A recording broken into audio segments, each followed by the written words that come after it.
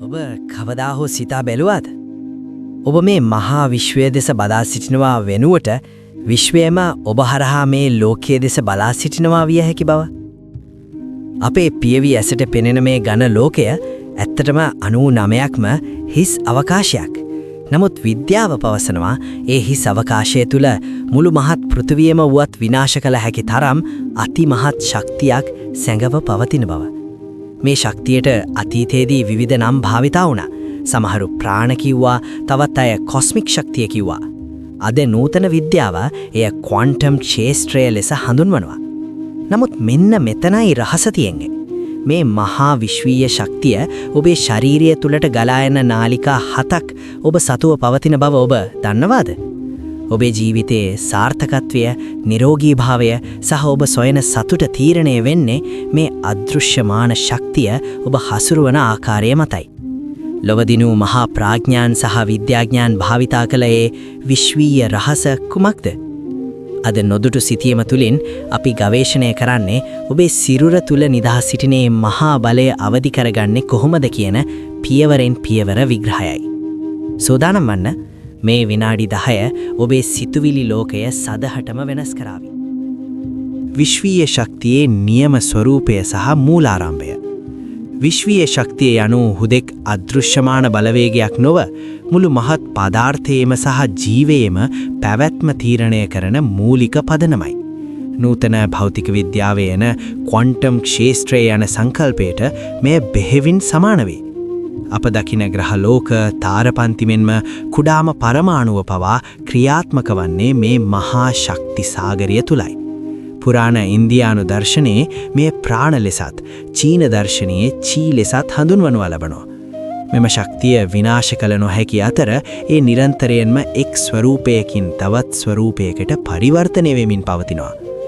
අපේ ශරීරය යනු මේ මහා ශක්ති සාගරයෙන් මොහොතකට වෙන් වී ගොඩ නැගුණු කුඩා බිඳුවක් වනේ. ක්වොන්ටම් භෞතික විද්‍යාව සහ සවිඥානය. විශ්වය සහ මිනිසා අතර ඇති සම්බන්ධය ගැන කතා කරනකොට නිරීක්ෂක ආචරණය පිළිබඳව දැනගැනීම අවශ්‍යයි. විද්‍යාඥයන් සොයාගෙන ඇති පරිදි පරමාණුක ඇති අංශු හැසිරෙන ආකාරය තීරණය වන්නේ ඒවා දෙස බලා සිටින පුද්ගලයාගේ අවධානය හෙවත් සවිඥානය මතයි. මේ අදහස් වන්නේ ඔබ සිතන පතන ආකාරයේ අනුව ඔබේ අවට ඇති යථාර්ථය නිර්මාණය කරන්නට ඔබට හැකියාව තියෙන බවයි. භාවනාව මගින් අපි කරන්නේ මේ සවිඥානය ඊටමත් සියුම් මට්ටමකට දියුණු කරන එකයි.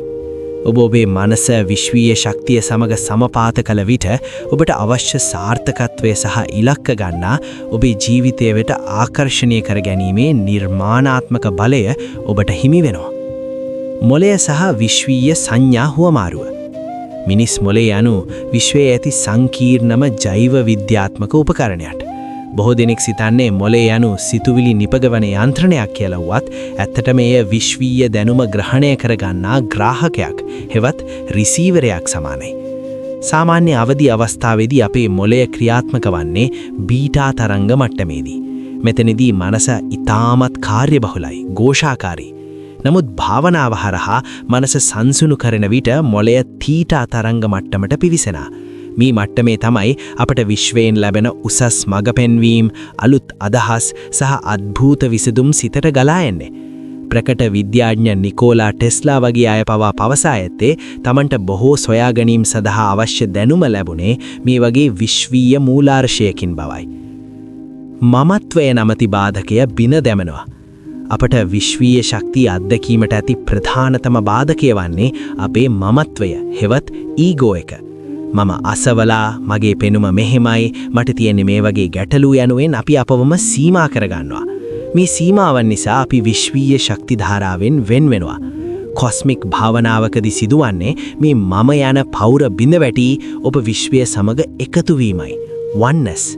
එතකොට ඔබ ලෝකයේ තනි වූ ජීවියෙක් ලෙස දැනෙන බය සහ කාංචාව පහව වෙලා මුළු විශ්වයේම ආරක්ෂාව සහ බලය ඔබට දැනෙන්නට පටන් ගන්නවා. මේ ඔබේ ආත්ම විශ්වාසය පෙර නොවී විරු ඉසරට ඉහළ නැන්වෙනවා. ශක්ති නාලිකා සහ ප්‍රභා මණ්ඩලය පවිත්‍ර කිරීම. අපේ ශරීරයේ පවතින චක්‍ර 7 යනු විශ්වීය ශක්තිය ඇතුල් වෙන දොරටුවන් වනේ. මේවා අවහිර වූ විට හෙවත් බ්ලොක්ස් වූ විට අපට මානසික පීඩනය, කෝපය සහ අසනීප ඇති වෙනවා. උදාහරණයක් ලෙස මණිපුර චක්‍රය අවහිර වූ විට කෙනෙකුට තීරණ ගැනීමට බයක් ඇති වෙනවා. භාවනාව සහ ප්‍රාණයාම හරහා මේවා පිරිසිදු කරන විට ඔබේ සිරුර වටා පවතින ප්‍රභා මණ්ඩලය හෙවත් ඕරා දීප්තිමත් වෙනවා. දීප්තිමත් ප්‍රභා මණ්ඩලයක් ඇති පුද්ගලයෙකු කරා මිනිස්සු ඉබේම ආකර්ෂණය වෙනවා.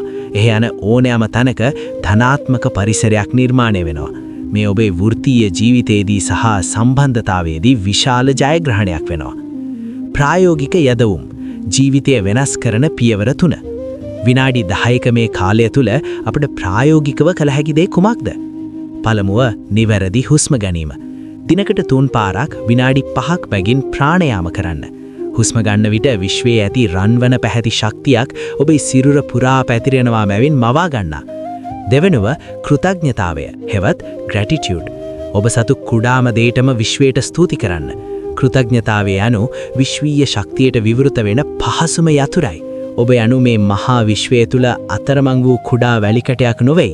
ඔබ යනු මේ මුළු මහා විශ්වයම එක් මිනිස් සිරුරකට ගොනු වී ක්‍රියාත්මක වෙන අපූර්වතම ආකාරයයි. දිනකට විනාඩි කිහිපයක් හෝ නිහිනවව ඔබේ අභ්‍යන්තරයට සවන් දෙන්න. එතකොට ඔබ සොයන සාර්ථකත්වය, සැනසීම සහ මඟ පෙන්වීම විශ්වයම ඔබට ලබා දෙනවා. ඔබේ ජීවිතයේ නොදුටු සිතියම සොයා යන මේ ගමනේදී අද අප කතා කළ මේ විශ්වීය රහස ඔබේ දියුණුවට ආශිර්වාදයක් වේවා කියලා අපි ප්‍රාර්ථනා කරනවා. මෙවැනිම ගැඹුරු සහ සැඟවුන් දැනුම සොයා යන ගවේෂණයකදී අපි නැවත හමුවෙමු. එතෙක් විශ්වීය ශක්තියේ ආශිර්වාදය ඔබ සැමටම ලැබේවා. මම නොදුටු සිතියම වෙනුවෙන් ලක්ෂාන්.